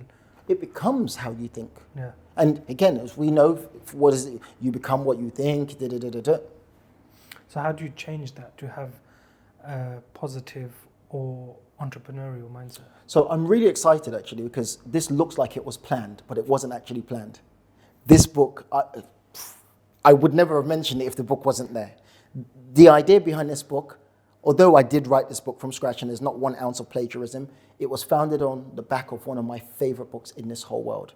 And I go around every year and I give away hundreds of copies from my own pocket to random people because I love this book so much. And it's a book called What to Say When You Talk to Yourself by Shard Helmstetter. The reason why it's important is because we're always having conversations in our heads every second. So the conversation is not loud, you don't hear it, but it governs your behavior. So when you're walking down the street, you're saying stuff like, oh, look at that person with that nice car. Oh, they must be a drug dealer. Oh, look at TJ buying multiple houses every single year. Yeah, he's probably a drug dealer, or he's doing something dodgy. Or how are they doing it? And not from an inquisitive point of view, because curiosity is one of the best things ever, but they must have done something dodgy. I'm not willing to do something dodgy, so it can never be me.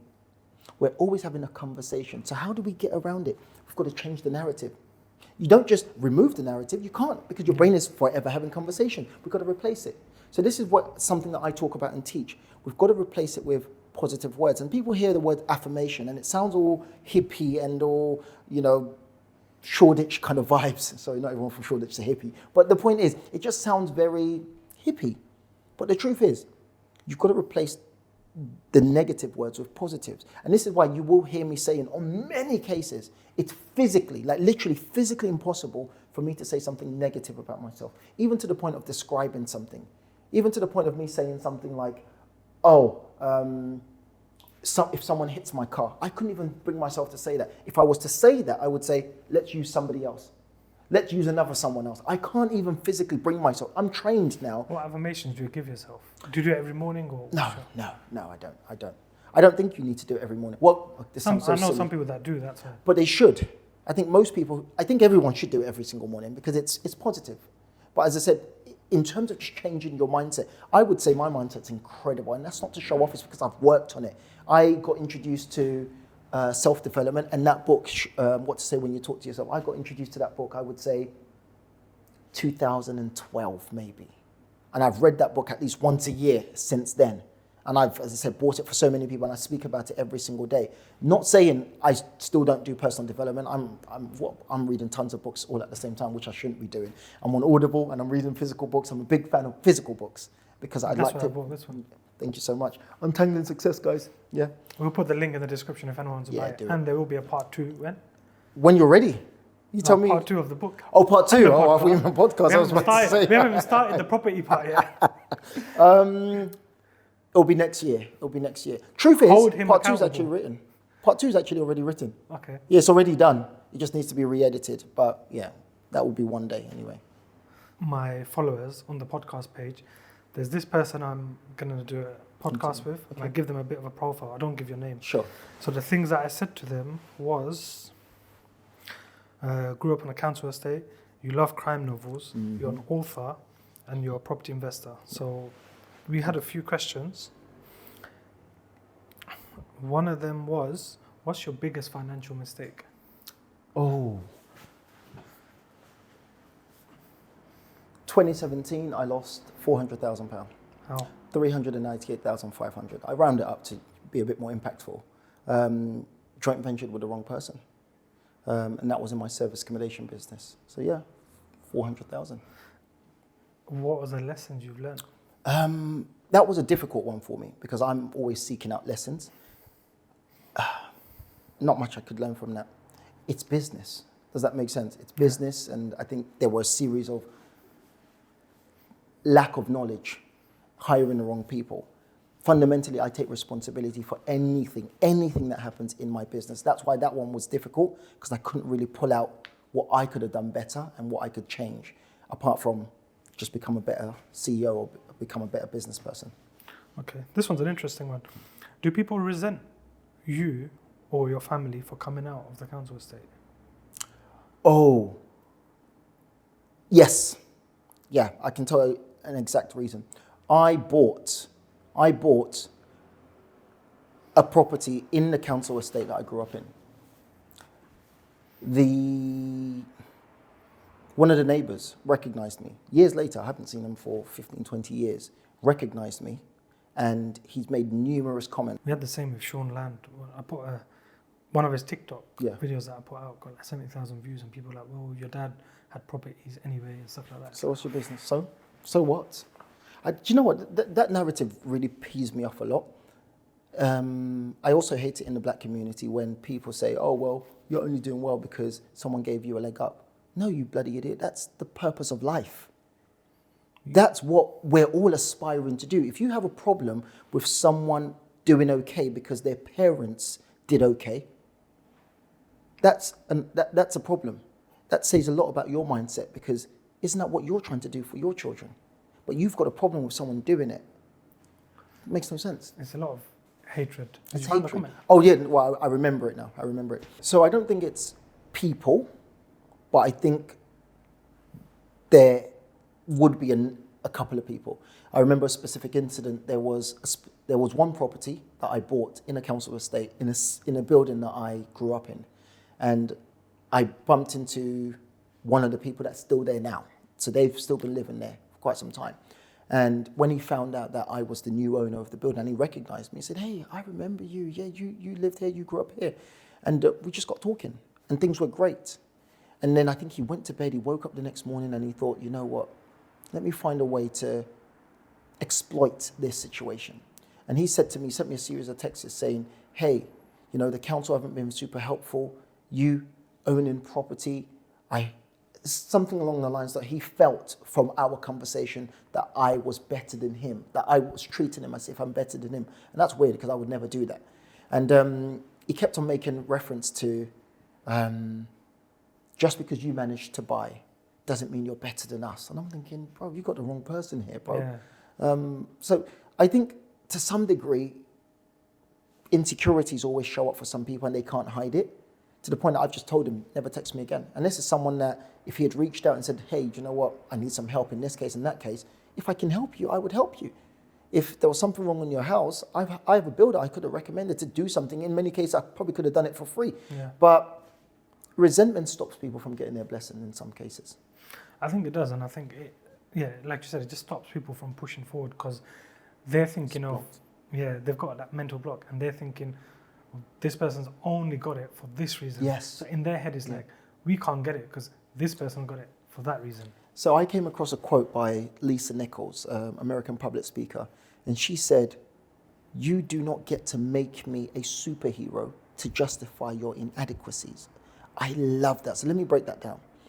The average person wants to believe that TJ became successful because TJ was given a leg up, which is factually incorrect, or TJ won the lottery, or TJ has this special ability, or TJ's super smart. So you create those narratives in your head which justifies why you can't do it. Because TJ must be special. So what Lisa was saying is, you don't get to make me look like this big, massive, extraordinary person to justify your inabilities and inadequacies. How about you just see me as a normal person and say what every single Nigerian and Asian parent says, if John can get A stars, why can't you get A stars as well? And that's how I see it. I'm not saying life is equal for every single person. That would be naive of me, because not every single person has an equal 24 hours. Everyone has 24 hours, but it's not equal. Yeah. But the point is this: before we start to bash people, what are you genuinely doing with the 1 hour that you have available or the 20 minutes that you have available? Because I saw something on social media some time ago. There was a young girl, Molly May from Love Island, and she said, oh, I don't know why people are not working hard because everyone has the same 24 hours. And she nearly got cancelled because of it. And I backed her up initially, but I thought about it. Okay, she misspoke. Because not every single person has the same 24 hours. I don't have the same 24 hours as someone else because I've got staff. Does that make sense? I've got systems in place. And I've got some money that allows me to outsource certain things. So I don't have the same 24 hours. But the question to you is this: every single person has an additional 10 minutes in a day, regardless of your circumstance. And if someone wants to argue with me and say, well, what about the single mothers, and what about this person, what about that person? Every single person has 10 minutes. Forget about talking about they have hours to go and do a course or something. Everyone has 10 minutes.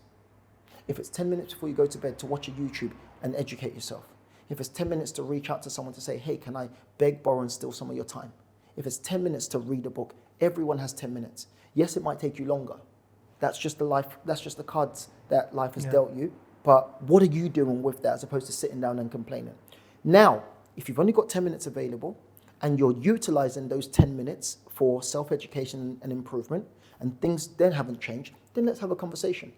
But until you've done everything within your power to change your life, everything, not tried some, everything within your power, then you have no reason to complain. 100%, I agree with that. Next question. What attracts you to crime novels? Oh, man. Crime novels or crime TV? Crime novels initially. I've written a crime thriller. I've actually written a book. It's never going to see the light of day because it's bad. I read a lot of crime fiction books. My favorite author is a lady called Tess Garrison, and she's a medical crime thriller. So I like medical crime thrillers. And she got me into that sort of books. And yeah, I just like, I'm a good storyteller because of my love for reading those sort of books. I think they tell the best sort of stories. They take you into a totally different world that I would never get to experience, such as I'm never going to kill anyone. I'm never going to... arrested for it. Oh yeah, well, they arrested me for it, so yeah. But I'm never going to get to experience and understand what a dead body looks like. I'm never going to get to understand how the heart beats and what it looks like. But when you get an incredible author that can take you from sitting on your sofa and transcend you into a world just by reading a book, it's the most amazing thing. And I get lost in those books. And that's why I wanted to become a crime thriller author. And I wrote one. And it's actually really good, but it's just crap at the same time. I think you should release it. I would never release it. Never in my life. One last question. We've touched on this quite a bit. Has money changed your family's lives? Well, we've touched on money, but... Has money changed my life? Yes. Has money changed my family's lives? I would say no. My parents are okay. My siblings do incredibly well financially for themselves. Has money changed my family's life? No. I think we're just normal, hardworking people who live an okay life. I'm probably the most flamboyant in my life, in my household, and I'm not even super flamboyant. So, no. And what advice would you give to your 18-year-old self? Oh, yeah. Number one, don't go uni. Yeah, don't go to uni. What other advices would you give? I actually posted something about this on Instagram or TikTok recently. So the first one is don't let your mum cut your hair. That's the main thing. Whatever pocket money you have or savings that you have, get your own haircuts. My sister cut my hair during lockdown and she left a patch. This is what I'm saying. Don't do it, man. Don't do it. So the younger version of myself becomes so inquisitive. Yeah, because I say this all the time, actually. We're also taught this part of this mindset narrative, curiosity killed the cat. That's become... I think it's the opposite. It's the total opposite. This is what I say instead. Curiosity grew the cat. Because it's something else that people fail to realize, that we have this thing in our brain. I might have made this up, but I believe it to be true now. I haven't found the science to it, but I'm talking about myself. There's this thing. If I said to you right now, hey, did you know... This is literally what I'm saying is what I'm going to say to you. Did you know about that guy? And you're going to say, which guy? And if I say, don't worry about it, you know what, don't worry about it. There's a small gap in your brain that's saying, what is he referring to? So this is what I call, I've never found the data for this, a curiosity loop. So if we look at it from the point of view, is our brain works in a circle when we have full information. But when there's a gap in that circle, you're experiencing some level of discomfort because it's not back to normal. So curiosity causes you to be so inquisitive that you go and seek out the data. For me, I spend 99% of my time on Google. If I learn a new word, I go on Google, I type in, I can't even pronounce this word, synonyms, and I want to find other words that describe it. And I want to use it in a sentence as quick as possible. If I learn something new, a random fact, I'll write it in my notes and I'll go home and at least Google it. One of the main reasons was I did that when I was writing books, so I could increase my vocab, so I could write better books.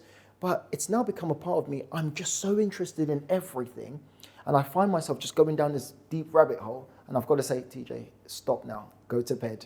Even the crime thriller stuff. I'm like, if anyone ever checks my Google history, I might actually be arrested properly for attempted murder. But I think, yeah, be so inquisitive. Be so curious. Don't be afraid to ask questions. There is no such thing as a stupid question. I think Stephen Bartlett said it, I don't know when it was, but he said he was interviewing, or on his podcast, there was a guest, and the guest's niece was there, and then the niece just came and said, "Oh, I've just started my podcast. Can you jump on?" And he said, "Yeah, straight away." Yeah. Now she's doing quite well. And now she's blown up. Yeah. Shivani Power, I think her name is. Yes. Yeah. Don't be afraid to ask questions. No such thing as a stupid question. It's a question. The whole idea of a question means I don't know. So why is it stupid? And it's a sales thing as well, because so many times, especially this day and age, I've noticed people come in, new people start, they're scared to pick up the phone. Mm. And we have I try and do deals with the bigger tickets, ones, for example, and they've got a lot of money, but sometimes, you know what, they're human as well. Yeah. So but people don't see it like that. And so even if you were to ask me that question again, what advice would I give to my 18-year-old self is go and learn sales. And the best way to learn sales, go and get one of those charity jobs where you go and knock on doors and sell, or the ones that stand on a high street and try and get you to sell. This goes back to what we were saying, full circle. Deal with the fear of people's perception of you. Deal with the fear of rejection. Deal with fear just in general. You become unstoppable. I fundamentally don't give two craps about what anyone thinks about me. Half of that was developed because I did sales. My dad used to sell phone cards as a side hustle back in the day. Remember them £1 phone cards? Yeah. That's what my parents used to call Africa with. Yeah, and he used to tell me, he said, there's a bunch of phone cards. Go to these few shops and just go sell it to them. And he used to give me a book to write orders. I don't know if I came back with any or not. But if you think about it this way, to people who have done sales, we no longer fear, to a high degree, we no longer fear rejection. Rejection is what stops people, because rejection is personal. If I call somebody and I say, hey, this is me, you're being vulnerable, you're trying to sell your new business, trying to sell yourself, and you get a rejection, it's so easy to personify it because it's like, oh my God, they rejected me. But once you've got sales experience, you realize that the product is different from you. They just didn't want the product now, or they don't want the product. It's not they don't want me. Once you get that into your mind, everything's a game changer. And I think that also, if you learn how to sell, you'll never be poor. Yeah. You always be able to sell something. And back in the days, people cuss people, especially in the East End. Oh yeah, he's just a salesperson. Oh yeah, Jack, the lad or whatever it is, gift of the gab. Alan Sugar was a salesperson. Well, look at the way things have changed for him. So yeah, learn to sell. We have also a quick fire round. Yes, let's go. Don't get me cancelled, okay? I'm joking. No, it won't. It's nothing like that. Favorite food? I don't eat. What do you do? I don't get hungry. I know it sounds people are going to say, oh, you want to sound superhuman. I don't get hungry. I eat one meal a day. Like today, I haven't eaten. What? That's not true. I've had a chocolate bar today. And I push past it. It's not good. It's not good. When I'm at home, for example, if my parents come and visit, they'll bring lots and lots of food. And if the food is there, I'll eat. I just don't, this sounds crazy, I don't believe in cooking. I just don't believe, I think for me, and I think it's an ineffective use of my time. I was going to say that. So cooking has the lowest return on investment of anything. Spot I on. enjoy cooking, Yeah. so I'll cook as a hobby. But Spot on. But don't get me wrong, I cook once in a while, but I cook when I'm doing a full house clean because the whole house is a mess. I'm going to have pots and pots and pots and I'm cleaning the whole house and I have a long podcast or something interesting that I can play in the background. So it becomes a 4 or 5 hour thing. So my return on investment is a clean house and food is cooked and everything, but I've also been educated at the same time. But when would I ever get the chance to listen to something for 5 hours? Does that make sense? Without me doing something else. So food for me on the low rank. favorite holiday destination? Ooh, Mexico. Favorite crime show? Oh, I used to watch something many years ago. They don't do it anymore, but it's still my favorite. It's, I can't remember, it was called Monk by a guy called Adrian Monk. Many, many years ago. They don't do it. Or Columbo. Yeah. I like Line of Duty. Oh, yeah, now we're going there. Yeah, I like Line of Duty. Favorite day of the week? Monday. Yeah. Do you love Mondays? I love Mondays. Mondays is 100% my favorite day of the week. I look forward to it. But again, that's a whole conversation we could have. Yeah. Many people don't enjoy Mondays because they dread the whole week. Monday sets up the entire week. That's why I call this podcast specifically I Love Monday, because Monday's the day you start anything new. Yeah. New diet, Yeah. new gym plan, new business, new goal. Yeah. Every time, even if it's a Thursday, I just start on a Monday. Yeah. But we're hoping through this podcast we change mindsets of people to push them towards what they think they can't achieve by goal setting and by having obviously people like you who explain what mindset is, what success is, how it's achievable for everyone. I hope I explained it well. I hope, you guys We'll have to get do a some part value. 2 for the property side. We haven't spoken about property, but that makes me happy. That makes me happy because again, before we speak about property and inspire people, hey, you can become a property investor, let's deal with this first. It's not a get-rich-quick Nah, thing. it's not at all. But thank you for coming on the show. Thank you so much for having me, man. It was a pleasure. And hopefully we'll have a part 2 soon. Cool. Oh, also, before we go, yes. buy this book on Amazon. I'll put the link in the description. Good. Part 2 will be coming out next year. Yeah. So make sure you hold him accountable. Good. And obviously, like, comment, subscribe. I'll put TJ's Instagram. socials and everything. He does some mad ones. He'll go ask people in central London weird questions. With Elizabeth, who's also coming on soon. Yes. Oh, yeah, she's lovely. Yeah, get her on. She's lovely. Tell her I give her a shout out. Thank you very much.